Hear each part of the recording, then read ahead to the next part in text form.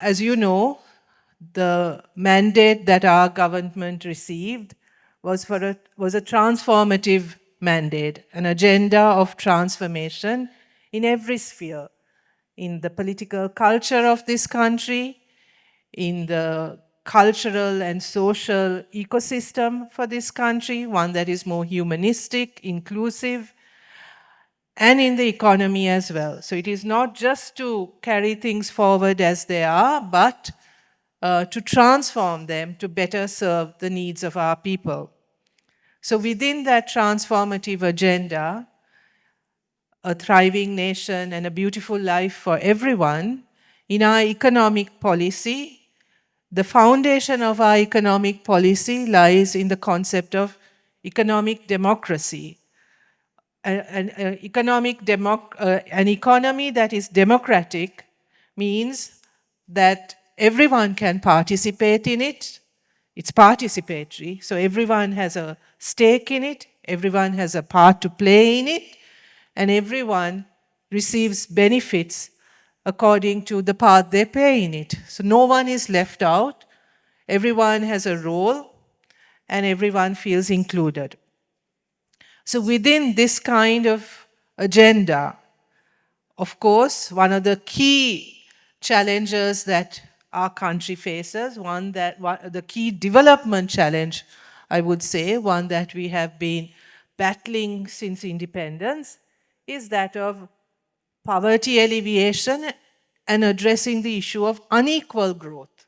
So it's not as if we haven't achieved growth in this country.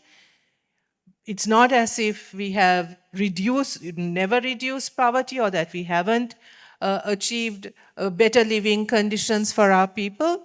But if we look at our record, we also see increasing amounts of inequality, and we also see very uneven development taking place in our country.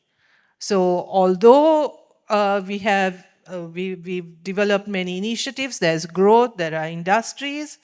If you look at some of our populations, particularly those who have been historically marginalized and excluded in our country, they have remained stagnant over many decades with very little or minimal improvement in their lives. So this is also something that we are trying to address. This is very important to us, so that in our development strategy, in our poverty alleviation strategies, that we also address this issue, which is primarily an issue of equality and social justice. Also embarking on this at this moment in time, just to give a bit of context, in an economy that, in a world context which is far from stable also. In fact, stability seems to be the norm now. I don't think we can anymore sort of wait for a period of stability and calmness in the world. This instability and this disruptive kind of global context seems to be the norm, and we need to figure out how to work within it and how to adapt to it and how to build our resilience within this kind of context. So again, in the SME sector, this is also something that we need to be conscious of. The context within which we are trying to come up with this kind of implement this kind of transformative agenda, and how we can ensure that whatever we do is sustainable and that it increases the resilience of our people. So this is, I think, why this framework is critical, because this framework is actually about policy consistency. It is about bringing stability into the sector. It is about collaboration within the sector. It is about making sure that policy is evidence-based, that policy is driven not by short-term agendas, but a long-term vision of where we want to be.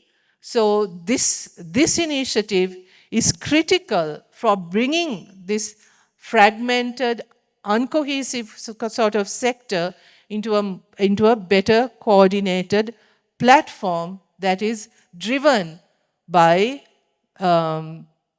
policy consistency. And we think, as a government, we think that this is primarily the role of the government.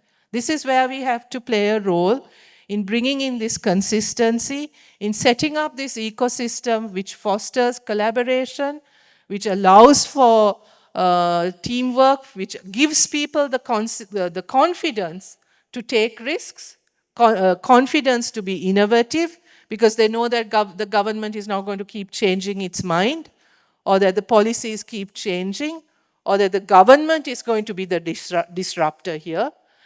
It is the consistency, the stability, and through that, the confidence that we can give all of you here that I think will really drive this initiative.